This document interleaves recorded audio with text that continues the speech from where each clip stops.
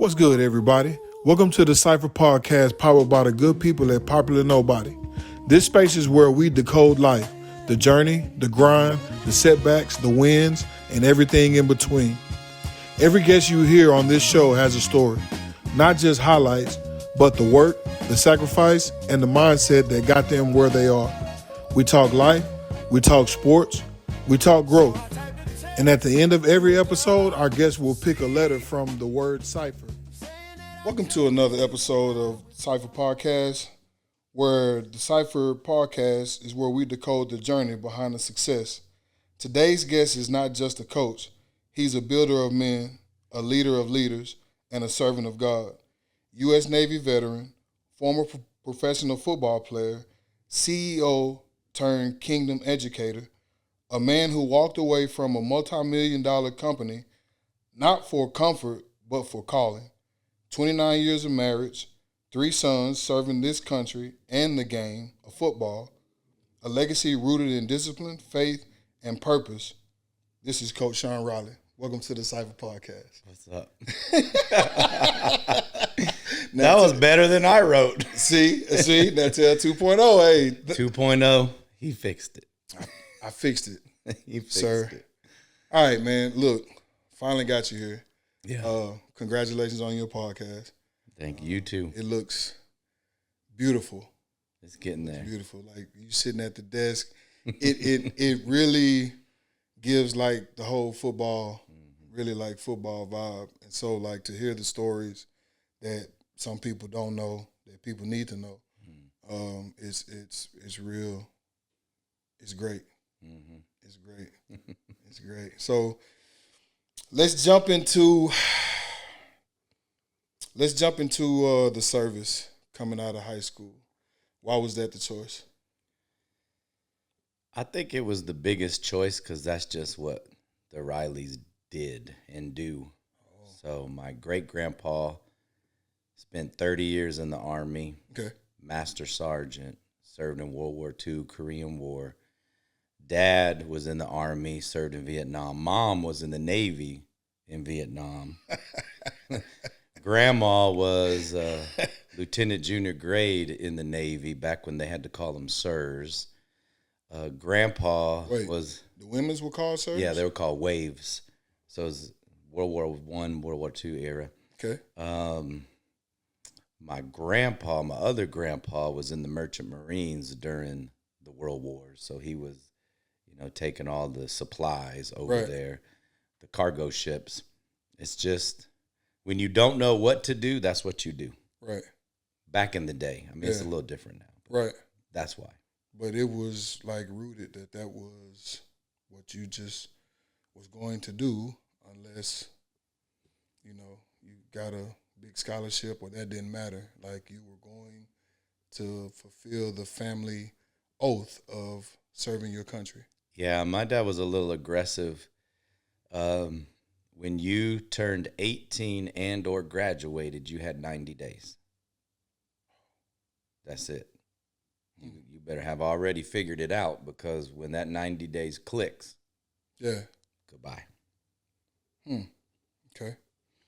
So you go serve your country.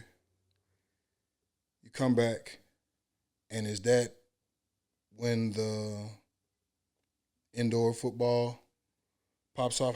Okay. If you're in the service, where did you get the time to learn how to kick? Well, I kicked in high school. Okay. So I went to St. Cloud High School in Florida. That's the Kissimmee St. Cloud area where Disney is. Okay. So I played all 4 years there.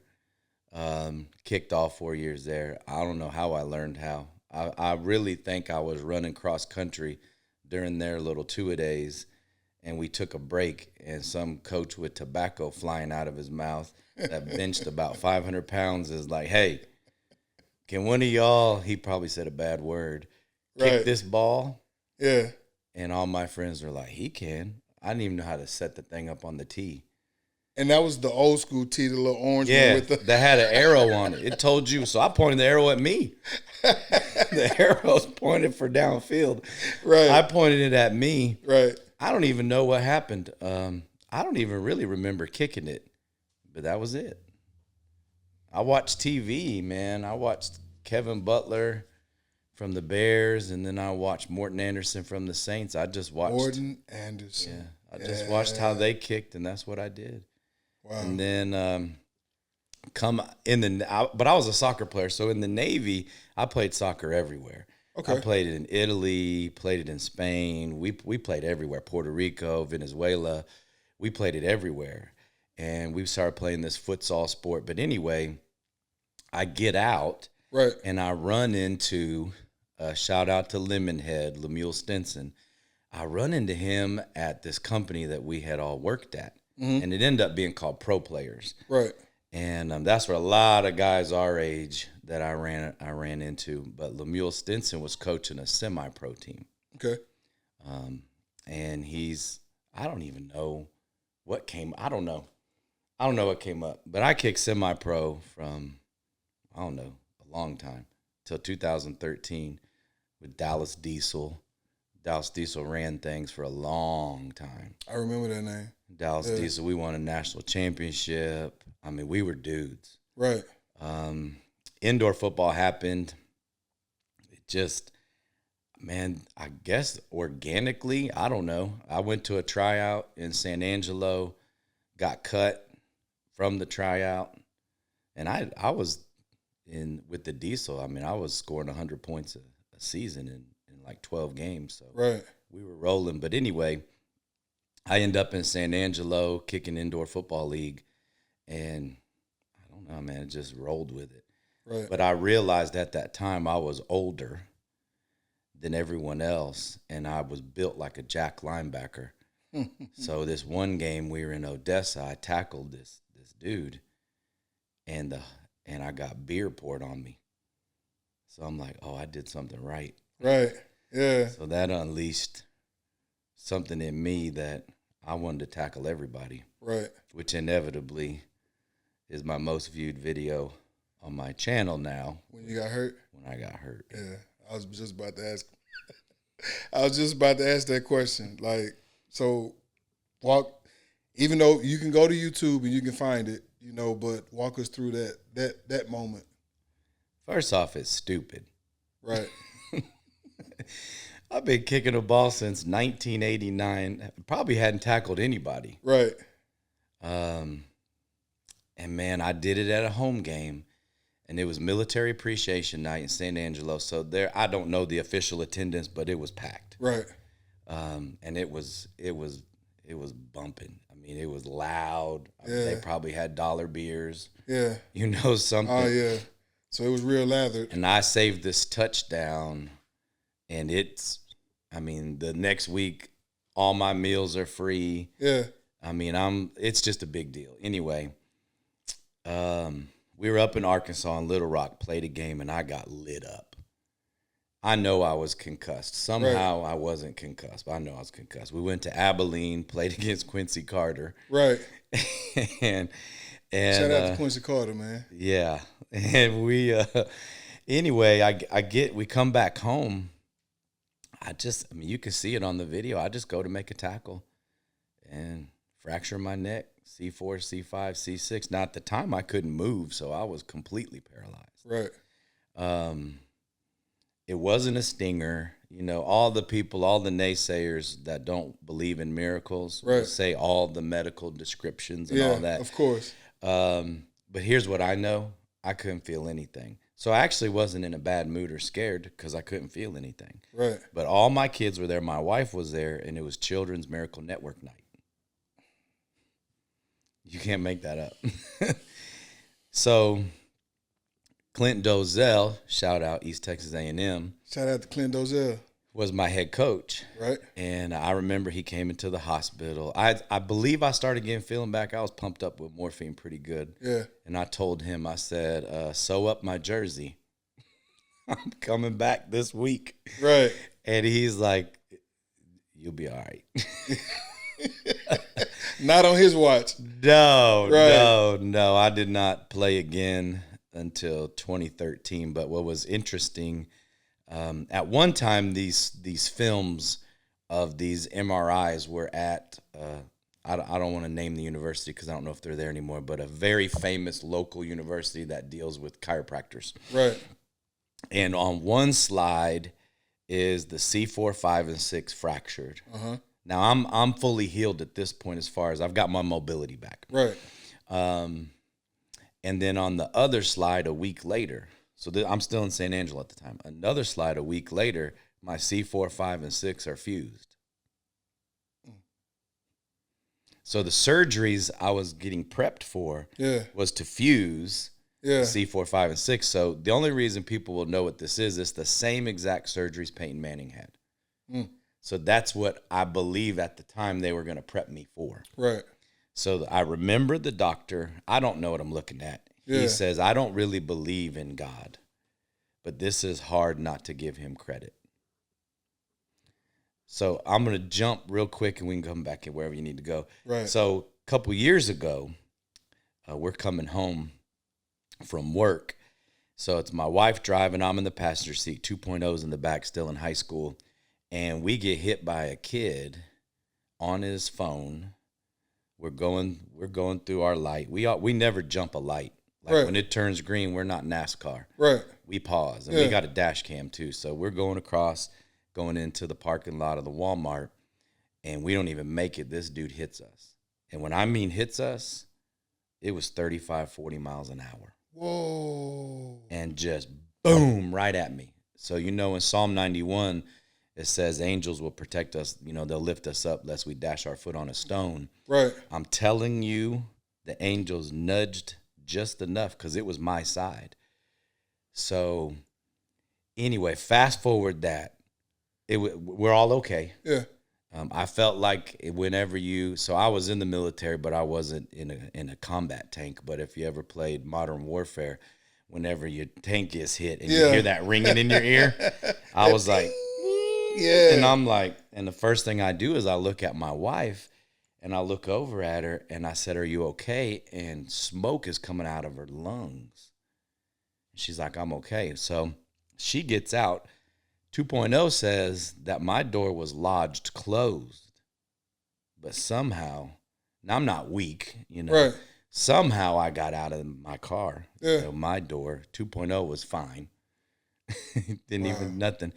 Anyway, as this go back to the neck. So as we're doing all our therapy and all that, I'm at the clinic and he does an MRI on my neck because I had severe whiplash, which is a whole nother story. I never had that type of concussion. It's not like a football concussion. We'll say that for season 2. Yeah, it's crazy. But anyway, he shows me the image of my neck. Uh-huh. I'm waiting. I know what a C4, 5, and 6 looks like fused. Right. I remember that. Yeah. And I always thought, when you go to these injury recovery places, they're a little shady. Mm-hmm. So I'm like, that's not my neck. Because it was perfect.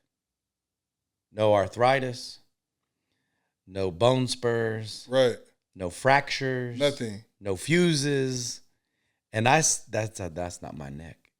He looked at me. He's like, this is your. It was an X-ray, not an MRI. He goes, this is your neck. I'm like, well, I hadn't had. This was 2023. 2013. Is when I came back to play in the minor leagues for a little bit. So 2010 is when it happened, March of 2010. So I hadn't really looked at that slide for 13 years. Wow. So in the course of that, God healed it completely. Now what's interesting is back in the day, I couldn't change light bulbs and all that. My whole body would go numb. And so I couldn't do a lot of stuff over my head. I remember one day I was bench pressing with my trainer, and he's pushing me, and I just went numb. Well, none of that happened anymore, and I just going through the course of life didn't even pay any attention to it. Right. So God completely healed me somewhere in that process. Completely. Now my neck is better than it's ever been, and this was after a wreck with whiplash. That's a whole nother day. Shout out to Big G, man. God is amazing. Yeah, that's a whole God is amazing. And you'll see as we talk through his life and stuff like that, like it's is nothing but him. So get out, go through football and all that. Is this where the opportunity for working at the big company comes in? Yeah, that came in. It was about 12 guys there. It was a little after Y2K, so I don't know the timeline very well, but it was and all I did around pick up the same phone, time. by the way, when it's like turned into Y2K. Everybody talking about, don't answer the phone. The work. I picked up the phone. Yes, I did. But the big company, it was 12 or 13 people there. Right. 114 in MacArthur. I got in there, and we just blew up. Right. We're at 300-something people, started hiring some NFL guys. I'm not going to go down the list. Right. We started doing camps. Yeah. They started letting me come because I was the kicker. I don't know why I really went. Right. I got paid, but yeah. I loved hanging out with all the dudes. Gotcha. Then that company gets big, and then fast forward through all that, I put this system together, this infrastructure for companies on marketing and expanding, and a lot of trial and error, and it does real well. So that company closes, a couple NFL guys hire me. We start basically the same type of company for them. It grows pretty big. Then I get into payment processing, credit card processing. And that's where I finally came to a point where I was done building for everyone else. Right. Because there was one day at one of those companies that I seriously got a check for like under $1. That was my paycheck. And there's 300 plus reps on the floor, on the phone. And I remember going home to my wife, and I'm like, I don't even know what we do. She was staying at home with the kids. I don't even know what we do. And so. But this is a multi-million-dollar company, right? Oh, man. We just put a hood on a NASCAR. We were on the hood of the NASCAR at Homestead. And you get a check under $1? It was under $1. I'm going to say it was 72 cents. I don't know. It didn't have 1.00. It didn't have 1,000. Right, it didn't have any of the things it should have. And I don't even remember. I was just in such shock. And at that time, we didn't know what to do. So we just reached out to our church. We went to a really big church, but we reached out to our church, and we had never done that before. Right. And they helped us. But at that point, I realized I've got to stop doing this for everybody else. But the whole time I'm going through this, I'm starting to feel this pull away. Right, from it. And that's where 2006 rolls around. I'm launching my credit card processing business. It's funny because I was up and down Arkansas lane over here. This was my lane. Up and down the street with my knocking on every business door in a suit in the summer here in Texas, asking them if they'd switch their credit card processing over. Back then, that was before the Square. I would give them a free machine. Right. And I would save them money. So there wasn't really any strings attached. The difference is they weren't going to be renting this machine anymore. Right. So I'm going to switch out their machine. I'm going to put this new machine in. They're not going to be able to tell the difference. They'll save pennies on the dollar. I'll make quarter a penny on the dollar. And we're rolling. And then I get this call from this head coach. And he's like, will you train our kicker? And I'd never trained a kicker. Now that's shout out to Kenny Roseman. Kenny Roseman is a dude now. Kenny Roseman trains Olympian jumpers. Okay. So he's got a indoor facility in Grand Prairie. Okay. He's my first ever kicker. This dude is like a Nike junior national everything. So you say jumpers, you mean long jumpers, high jumpers, triple jumpers? Triple and long. Okay. Yeah. Okay. Anyway, I start training him.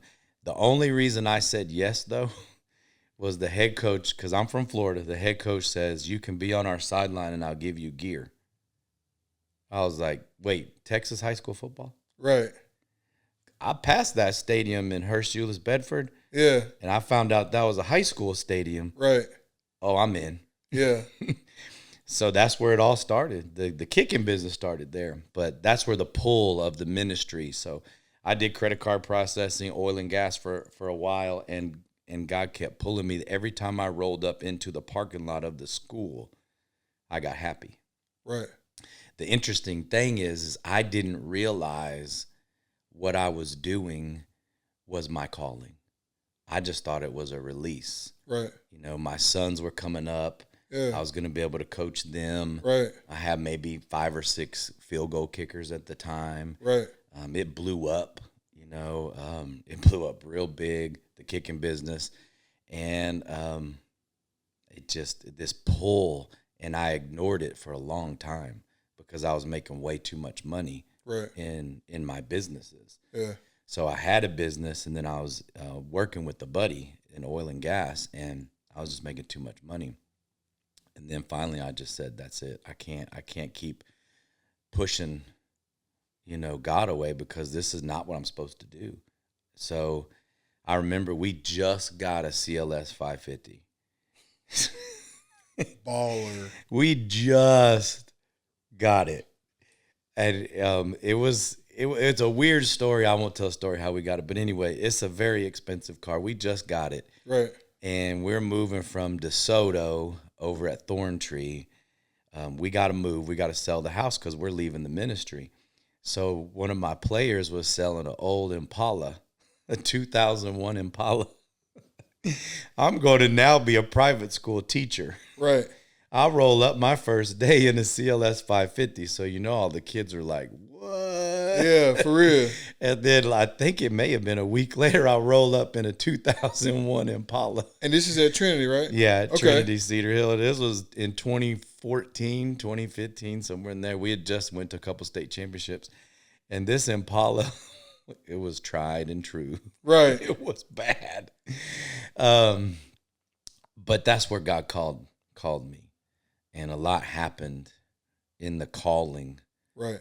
But I guess my advice to anybody that listens or watches this. Save that. Okay. Save that. I'll save that. Save that. Let me let you go back to being in charge. No. Because I this is the part. This is why I have you on the show, because you got so much. Nobody knows all this stuff. Exactly. I don't have enough there's too much to tell. It's too much to tell. That's why I said season 2. Okay, so you get to Trinity, right? Mm-hmm. And this is like, so Dion is not there, right? Mm-hmm. Okay, so the state championships happened before he even was a thought. Yeah. Okay. Yeah. So were they appearances or one state on the TAPS level? Yeah. So 2007 is my first season. I'm still playing. So they go to the playoffs. I'm playing, so I got to dip and go play. Right. Then 2008 we go to state. Okay. 2008 lose to Dallas Christian. Okay. Dallas Christian was on top of the mountain in TAPS. Right. 2009, 10, 11, it's just up and down, up and down, up and down. 2013, that's when Dylan was a sophomore. Shout out to Dylan. Dylan was a freshman then. But anyway, we're real good now. Right. And 2014, we wiped the table. Half those teams are still in 6-man. Yeah. We wiped. We're 11-man, and they couldn't take it anymore. They all went down to 6-man. Right. And that was back in 2014. Yes. We win state by a long shot. That's where that receiver that was at Arizona Christian that we played against, John Cole. John Cole. Shout out to John Cole. Was tearing it up. Nightmares, man. For us. Woo. And then tore us up in college. Yes. Tore it up with me. Yes. Well, so we win state. We go back in 2015. My dates are right. We go back in 2015, lose by 3, but we wiped the table with everybody. We just took people for granted. We didn't, I believe as a coaching staff, we didn't prepare. Right. Because we just didn't get beat. Gotcha. So we win then 2016.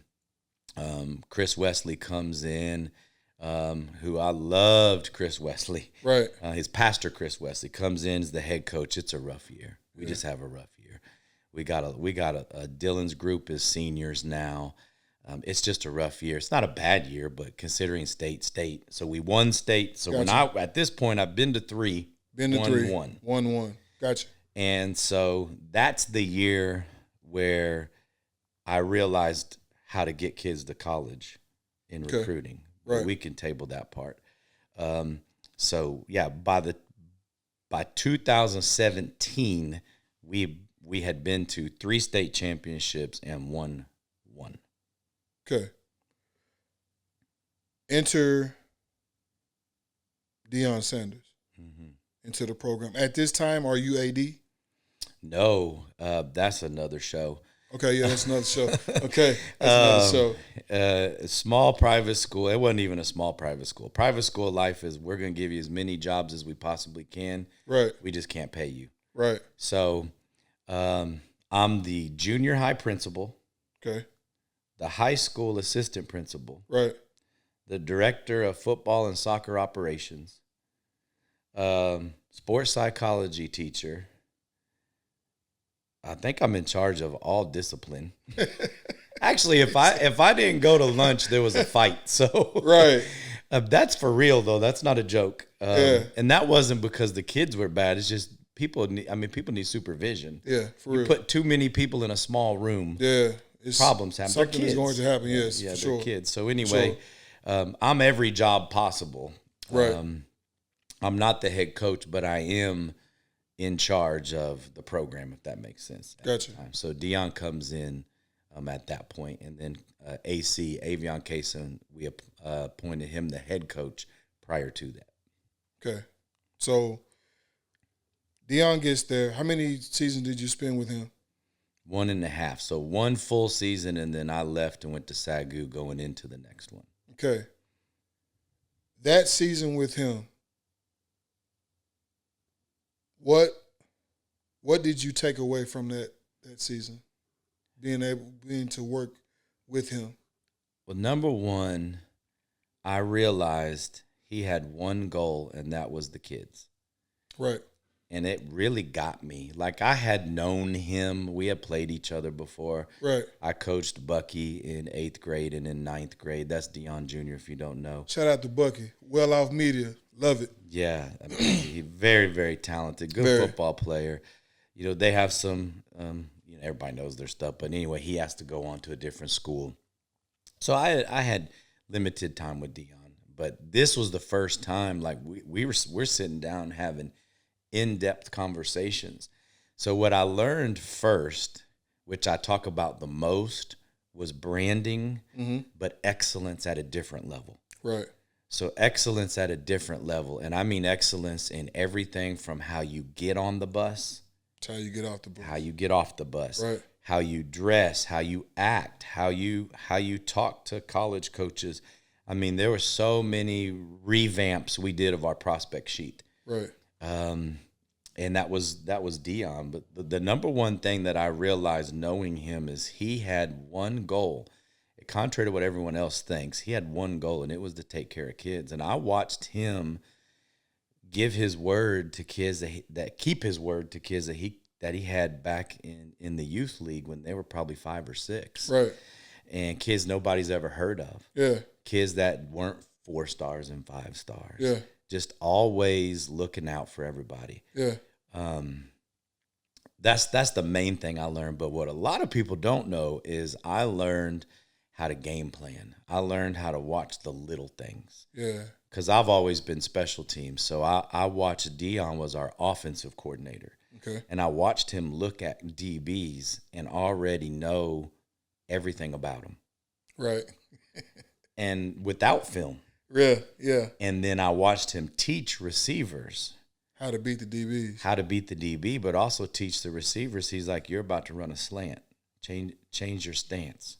Right. Just little bitty things that no one will ever see. Right. Unless you're in the weeds with them. And I noticed that he always takes care of his dudes. Right.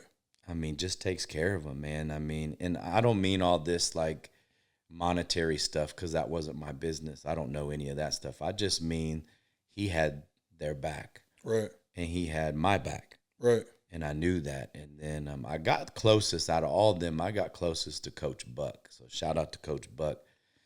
Dallas Carter. the whole world. Right. Back in those days, Yeah. that was him. Right. Coach Buckley. Anyway, we got real close, but that time there for me, I knew I was going to be an athletic director, and I knew I was going to be a head football coach, and I knew because George Teague, who's my mentor, shout out George Teague, John Paul II. Yep. I knew I needed to learn another side of the ball. Right. So I'm like, I'm here with the NFL Hall of Famer. Yeah. One of the greatest ever. Yeah. So not only am I going to learn from this dude, I'm going to learn from this dude. Right. But I'm going to tell you this, one of my coolest moments, we got 3 NFL kick returners on our coaching staff. Now, you already know about my kick returns. Right. Yes. Shout out to the door. That's a whole nother. Matter of fact, I watched the Blue-Gray game, the last Blue-Gray game we played. There it went. 2.0 comes out into the living room and goes, oh, yeah. Anyway. I actually, so shout out to Gary Jesse, special teams coordinator at Corsicana High School, gave me the green light to run on freshmen. You know, hey, you don't have to run hours, put yours in.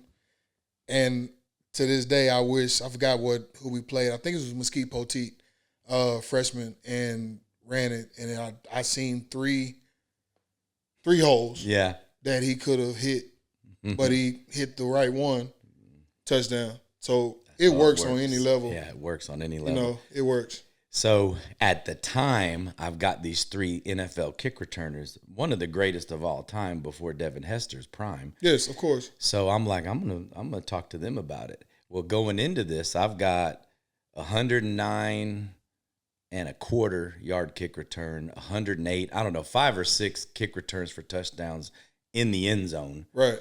They're all records. Yeah. And I really don't think you can beat 109.25, but stand by. And I'm asking them questions, and I believe it was all at the same time. I could have it mixed up, but they're like, you got it. You want to talk about when an NFL Hall of Fame kick return phenom, besides all the other things, right, says you got it? Yeah. I was like, whoa. And then that year we had 109 3/4 yard kick return for a touchdown to open up at Tyler Grace on their homecoming. Kamyron Smith Jr. Played D1 football. Shout out to Kamyron. He's around here somewhere. Takes that thing, and, man, you could hear the fans in Tyler Grace just, because the show was already there. Yeah. We showed up. Right.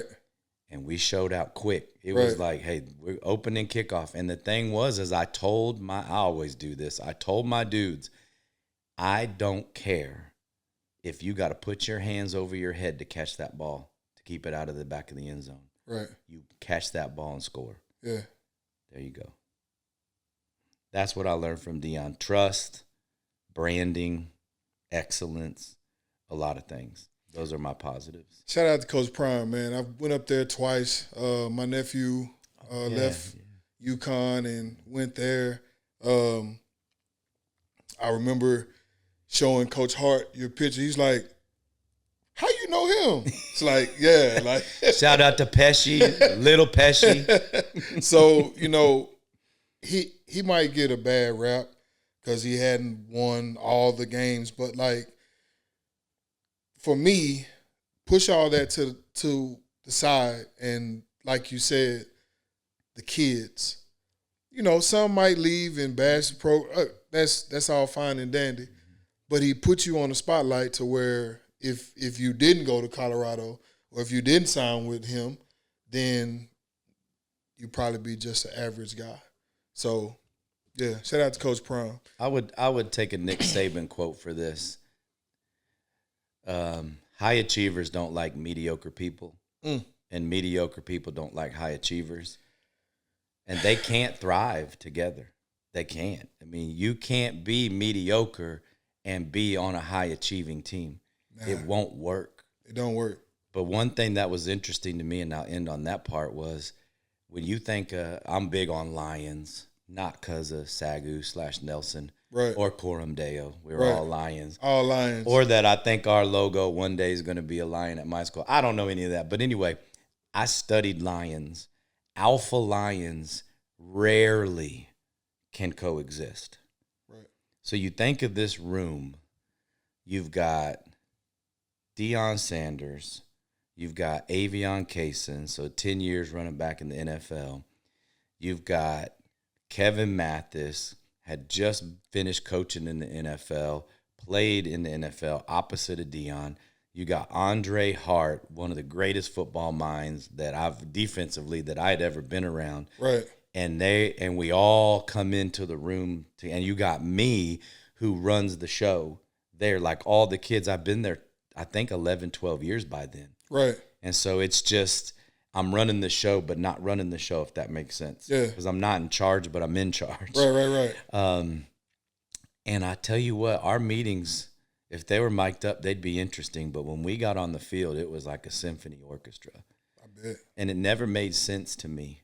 You know, we had another alpha male. I just thought of that, Coach Vadnais. Shout out to Coach V at Green Hill. He's an alpha male. You got all these alpha males. Yeah. And, like, I like to think I'm like the alpha male with the big mane. Yeah, for sure. Yeah. And then I'm like, I'm still the alpha male with the big mane. Yeah. I may not be in the Hall of Fame, Right. in the NFL Hall of Fame, but I'm the alpha male. And it was just amazing because we all had the same goal. Right. And it started after our spiritual goals. It started with the kids. Right. And that's what our goal was. So when everyone has the same goal and they know the same direction, it's easier to go that way. Shout out to Greg Ellis. It seems like y'all were on the same page. We had to have been on the same page. Yeah. Speaking of Greg Ellis, let's jump to 2019, Southwestern Assembly of God University. Of course, you were there before I got there. Mm-hmm. Shout out to Jannard Johnson. You know, it was a phone call like, man, look, you know, anywhere that I could get to football, man, I'll work for free. That's how bad I wanted to coach. Mm-hmm. And he was like, man, we just lost our DB coach. He was like, say, man, why don't you, get this dude a call, and see. And it all worked out. So I get there, meet the staff. This guy's right next to the head coach's office. His office is right there. That's you. And so, I figured, I'm like, I think that's me. So, I get there and I'm seeing everything. I'm like, yeah, man, it's going to be good. And looking at special teams, I'm like, And it was like, hey, you want to help me with this? It's like, yes. It's like, yes. And then I fell in love with it. So thank you for seeing something in me that I ain't even seen in myself until you said, hey, do you want to help me with this? And then, like, the rest is history. But, we go 0-10. First year there. Man, it was.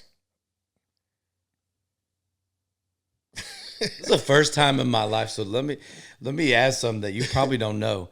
I've never really lost. Man, look. And when I played, even in the minors, with the Dallas Diesel, we rolled everybody. Right. We roll into Houston, roll them. We'll roll into Seattle, roll them. Now, obviously, every once in a while we didn't roll them, but we beat everybody. Right. And then I'm at Trinity, and outside of a few rebuilding seasons, we were always at the top. We may not have always got the trophy, but we were always at the top. Right. And then when my first year at SAGU, we do really good. Yeah. Our quarterback, shout out to CJ Collins. That's with Tristan, right? No, that was Smith's first year. Okay, that was before. Yeah. That was 18. Yeah. Okay, that was 18. So CJ Collins, he's at Mid-American Nazarene right now. Shout out to CJ. Man, just a good dude. I don't know how we got along so well. He was the quarterback, and I didn't have anything to do with him, and I was a DB coach. So. Right. But we just did. We still do. But he's there. Sam Northy's there, who's on my coaching staff. We just dude central. Jeremy Carr's there. All these dudes are there. Taurus Hill's there. B-Dot's there. Bryant Dotson. All these guys there. And we have a great year. Right. A lot of injuries, but we have a great year. And then 2019 comes. Coach Marshall, Kendrick Marshall, was my GA for Right. DBs. Yep. And I remember he came to me that year and he said, "Do you want me to kind of, help with the DBs? I'm the GA." I said, "Well, what's your goals in life?" He goes, and so he tells me his goals, and I'm like, "Then how about you run the DBs? I'll run the culture." Right. And I said, "I'll run special teams. You learn it." Yeah. And that's how we'll do it. And we did it. And he's a special teams in college, special teams coach in college now. He's better than me, which is the way you want it. Shout out to Coach Marshall, man. And congratulations on getting the job going up. Yeah, going up. But anyway, so when you came, for me, it was simple. It's number one, I needed to switch sides of the ball. Right. And the reason I needed to switch sides of the ball is because I knew I was going to be a head football coach. Yeah. So I learned defense. Now I need to learn offense. So I had already had the conversation with Ryan Smith. Hey, I want to come onto the offensive side of the ball so I can learn. Right. So he puts me on the offensive side of the ball. Well, but I lost my special teams assistant. Oh. That was Coach Marshall. Yep. So you roll by, and I'm like, let's go. Yeah. And that's how it started. Man. So that season happens. Boom. COVID hits. I was there. We were there. Whatever happened, it happened. We're not going to, go back to all that. And then you leave Cormdale. And then it's like, hey, man, I need you. Mm-hmm.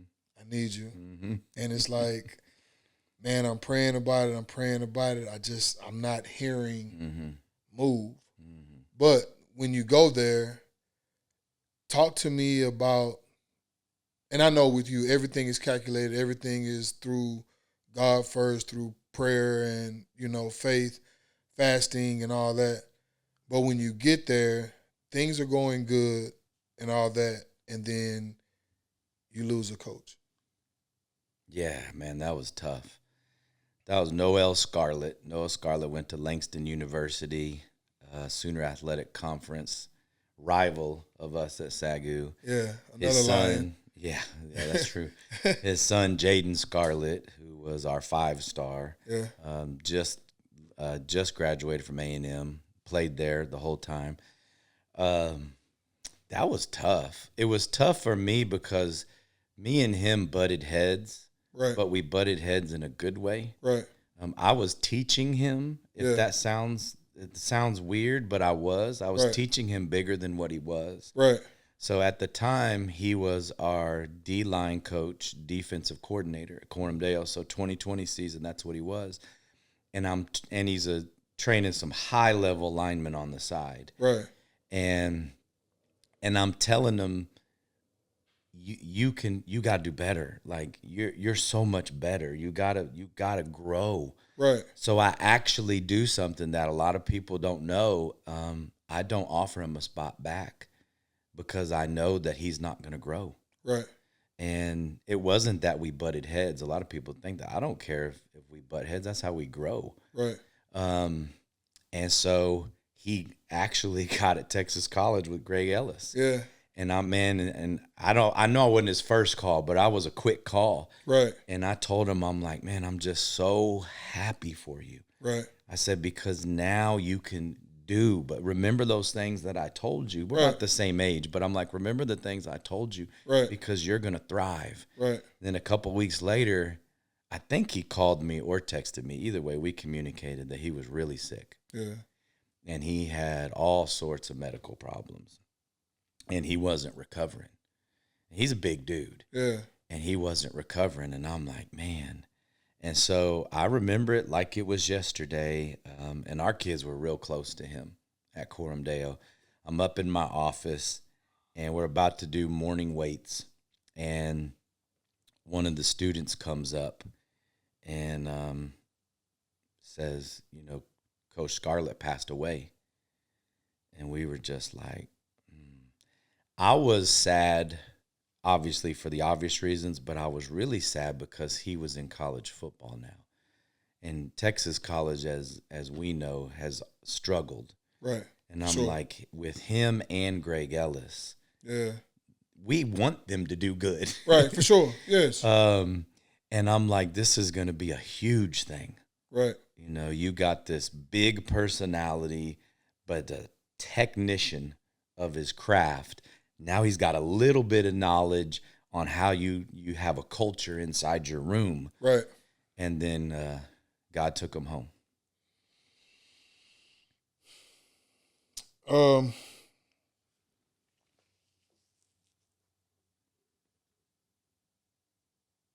Cormdale, I remember when it's like I'm leaving, and then Mercy happens. I remember getting the call, hey man, I need you to come up, just come check it out. You have this running back / linebacker / everything guy that's sitting here like, and I'm like, how is this kid here? It's John Raybuck. And it's like, he has dudes. Mm-hmm. But for you, it's more about grooming men Mm-hmm. through football Mm-hmm. than grooming men through wins and losses Mm-hmm. of football. Mm-hmm. Tell me, when did it hit you the most? Was it Trinity, Sagu, or Cormdale when it was like, you know what? Forget the W's and the L's.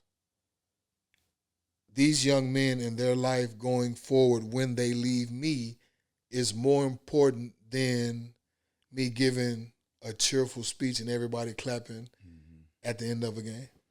And I don't give those, so you could go on to MC Prep Athletics. You could go watch the YouTubes. Lots of halftime speech fire on there. Right. Pregame, postgame, all that stuff. You can go check that out. But it hit me at Trinity. Right. So I grew up in a broken home. Okay. My mom and dad got divorced when I was real little, so little that I don't remember them together. Yeah. So I was born right outside of East St. Louis. Gotcha. My dad was an East St. Louis Flyer. Shout out to East St. Louis Flyers. Right. Somewhere in that process, I hated that people didn't have. My dad was always there. Right. I don't know if he was ever not at a game. Right. My mom lived in Texas. We lived in Florida. She didn't have a choice, so Right. I didn't ever hold that responsible. But my dad was always there. Gotcha. I get to Trinity, and it's the first time I've dealt with high school kids, but it's also the first time I've dealt with kids of all races without dads. Now, not everybody didn't have a dad, but there was enough where I'm the majority. like, yeah. Yeah. I remember one of the first senior nights, and I barely remember these kids' names because I was still playing, so I was in and out. There were no dads. Like, obviously there were dads, but the thing that clicks to me was nobody has a dad here to walk them out. Yeah. And it was like mom and grandma, and I'm like, this isn't how it's supposed to be. Right. So it was real early. I would say real early because in my heart, I have a passion for kids who don't have what I had. Right. So basically, being a father for the fatherless, Yeah, is your calling in the whole sports thing, period. And just because, in my experience, just because you have a dad doesn't mean you have a father. Mm-hmm. So it's like you're standing in the gap regardless. Mm-hmm. That's why. That's why you get blessed.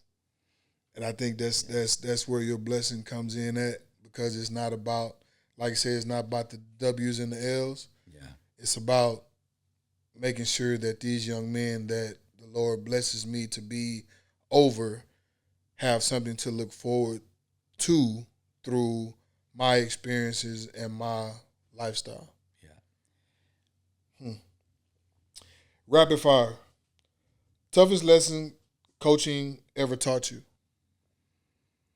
You can go 0-10 and an amazing team.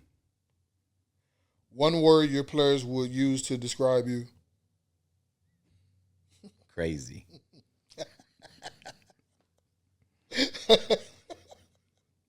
Or scary. Most important trait in a young athlete today. This is anybody. They got to chase God. Got to. Faith or talent, which one wins long term? We both know faith. Faith. Yeah, no All doubt. day. All day long. All day. What separates good from great? Good people are mediocre. Great people are high achievers. One message to young Sean Riley. Ooh. Young Sean Riley, you're not as good as you think you are. You don't love God like you should. Chase God before you get married, when you're married, and when you're a father. Love him more than anybody else. What does kingdom leadership require daily? A daily encounter. So that's meeting with the Lord every single day, not checking a box on devotions.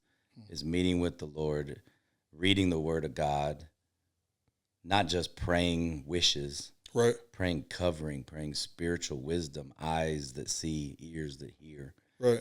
You know, have the face of God so when people see you, they see God.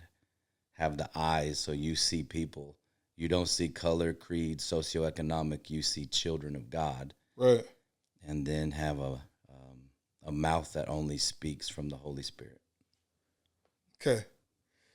So on the show, the CIPHER stands for cultivating intelligence, physical health, energy to restore faith.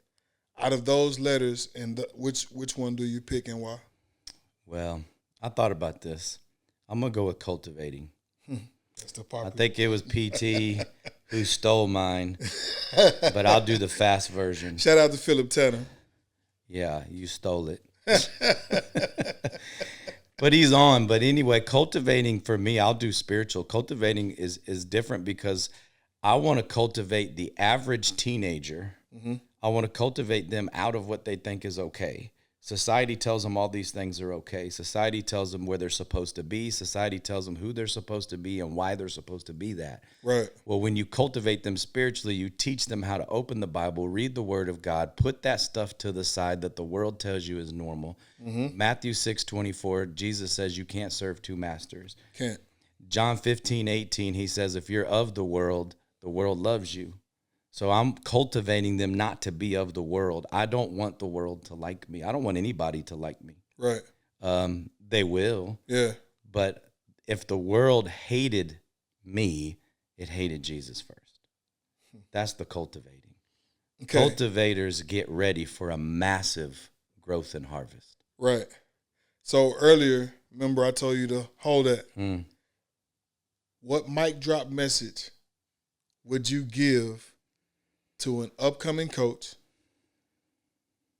a coach that's under bad leadership, a coach that's under good leadership, and wanting his shot at being the guy? Be better than everyone around you spiritually first. Get all your demons out. Get them out. Fight them all. Don't look at who's in the room. Look at who's in the room. That's Right. the Holy Spirit. Right. And if you do that, God's going to give you all the wisdom you need to make all the decisions that need to be made. And here's the thing, the cream rises to the top. Right. And the soot gets thrown away. Yeah. So the soot will get thrown away. And you will be the cream of the crop, and you'll sit there at the top. We'll scrape you off like butter and go put you somewhere else. Yeah. Before we end, talk about Built Different. You got it on your shirt and you got it tatted on your arm. Talk to I me got to about do Built the Different. short version. So, Built Different, man. Here's the thing. For me, I was always built different. I'm third generation military. Excellence was expected. Right. There was no other option for me. If I wasn't excellent, I was severely corrected. Built Different is 1 Peter 2:9. You know, we're chosen people. We're a royal priesthood. We're a holy nation. We're set apart for God's own possession. Right. For a mission he's already given us in Jeremiah 29:11. He knows he has the plans for us. Well, to be built different, you got to put it, I mean, some people don't like tattoos. I put it on me because I want everyone to know. Right. But to be built different, you have to be Psalm 23. The Lord has to be your shepherd. Right. If he's not your shepherd, you're a lost sheep in the thicket. The Psalms 23, every time that I called you, it was like, he's preparing a table. Always. He's preparing a table. Yeah. Even though, like, I wanted to complain and blah, blah, blah, and I wanted you to be like, well, hey, I got this person. I'll call this person. Nope, he's preparing a table. Yeah. It was fun always talking with you because I know where you're going, but you just don't know when you're going to get there. Right. I don't. I don't. All right. So this is for 2.0. There are coaches, and then there are builders. Coach Sean Riley didn't just chase success.